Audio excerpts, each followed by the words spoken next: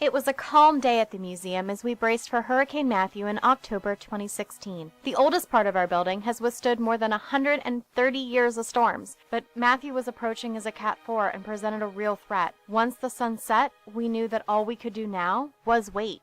The storm hit with full force, and we awoke to find our world changed. Everywhere we looked, we saw evidence of the horrific winds and record-high water. We faced a dilemma. Should we reopen as quickly as possible, or should we undertake a major renovation with repairs to mitigate damage from future storms? When the Outer Banks Community Foundation checked to see how we were doing, we shared our concerns. Doing anything but essential repairs would delay opening, but they encouraged us to focus on the big picture, and they offered the opportunity to seek a grant to do just that. We could not prevent a future hurricane, but we could use lessons learned from Matthew to reduce damages and recovery time, and we did not have to do it alone. The Outer Banks Community Foundation was willing to partner with us. Many other members of the community extended their support as well, such as a group of Coast Guard volunteers who help rip out wet carpet throughout the museum. Even some visitors who consider Hatteras Island a second home gave up some of their vacation time to help. Friends and staff worked together to remove debris, lift heavy cases, remove water-damaged walls, insulation, and prepare for the next steps in recovery.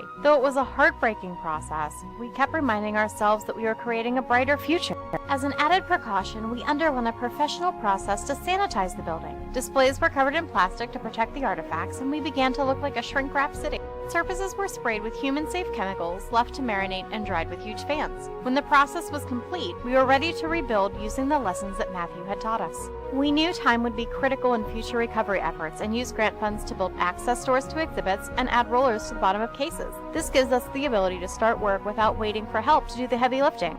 We built cases with open areas at floor level to display water-resistant items like large stone grinding tools. The open areas would not hold water and reduce time for both storm preparation and recovery in the future. We removed the most vulnerable floor cases and filled the area with artwork that can quickly be removed and added washable wall murals. Broken glass was replaced with sturdy plexiglass, electrical outlets were moved well above flood levels, and porous material were replaced with wood that can be chemically treated instead of replaced when it gets wet. Dehumidifiers were placed in 3 locations.